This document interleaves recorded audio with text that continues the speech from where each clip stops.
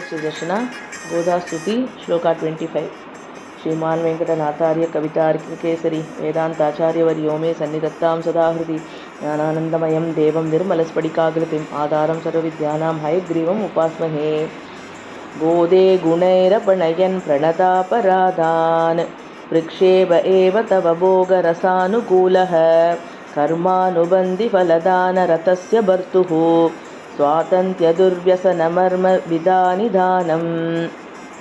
இதில் சொல்கிறார், அம்மா கோதாதேவியே, உன்னோட நாயகனாக இருக்கக்கூடிய எம்பெருமான் எப்பேற்பட்டவன் அப்படின்னா, சேத்தனர்கள் பண்ணக்கூடிய செய்யக்கூடிய நல்ல வினை தீவினை எது என்னமா இருக்கட்டுமே அந்த கர்ம பலனை அளிக்கக்கூடியவன். என்னென்ன யார் யார் என்னென்ன பண்ணியிருக்காளோ அதுக்கேற்ற பலாபலன்கள் கொடுக்கக்கூடிய. எப்போ தானே பக்ஷபாதம் இல்லாமல் இருக்க முடியும் இல்லையா?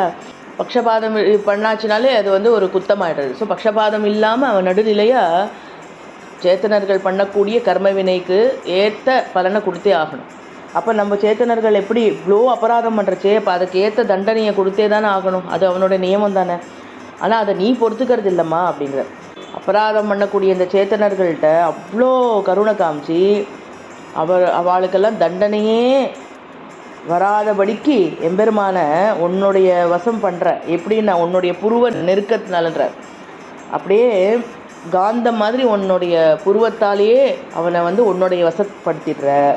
அப்போ நீ அப்படி அவனை கட்டி இழுக்கிற, உன்னுடைய புருவ அசைவிலேயே அவனை போட்டு கட்டி இழுக்கிறதுனால அவன் என்ன பண்ணிடுறான்னா, அவனுக்கு சுதந்திரன்ற ஒரு பேர் இருக்குது. அப்படி சுதந்திரமாக அவன் பண்ணக்கூடிய செயல்கள் எல்லாம் உன்னுடைய இந்த ஒரு புருவ அசைவுனால அவனுடைய சுதந்திரத்தை அவன் இழந்து கட்டுப்பட்டு அபராதிகளுக்கு அவள் பண்ணக்கூடிய அபராதங்களுக்கு ஏற்ற தண்டனையை கொடுக்கக்கூடியவனாக இருக்கக்கூடிய எம்பெருமான் அதை கொடுக்காதபடி நீ உன்னுடைய புருவ நெருப்பினால் அவனை கட்டி இழுக்கிற.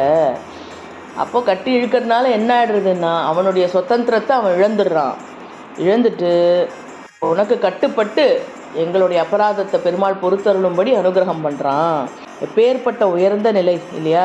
நம்மளுக்கு பெருமாள் அவனுடைய தண்டனையிலேருந்து நம்மளை காப்பாற்றி கொடுக்குறா கோதா பிராட்டினா. எப்பேற்பட்ட உயர்ந்த நிலையில் இருக்கா தாயார். நம்ம பண்ணக்கூடிய அபராதங்கள் போன பாசுரத்தில் பார்த்தோம் கவுண்ட்லெஸ். அப்போ அப்பேற்பட்ட அபராதத்துக்கு பெருமாள் எப்பேற்பட்ட தண்டனையை கொடுக்கணும்.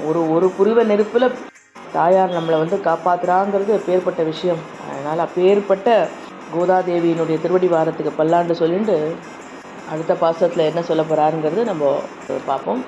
சத்தமக்க மணி நீலாச்சாரு கல்லாரஹஸ்தா ஸ்தனவர நமிதாங்கி சாந்திர வாத்சல்ய சிந்துகு அலக வினிகிதாபி ஷத்பிரா கிருஷ்ணநாதா விலசது கிருதி கோதா விஷ்ணு சித்தாத்மஜானஹ கவிதார்கிக சிம்மாய கல்யாண குணசாலினே ஸ்ரீமதே வெங்கடேஷாய வேதாந்த குரவே நமஹ.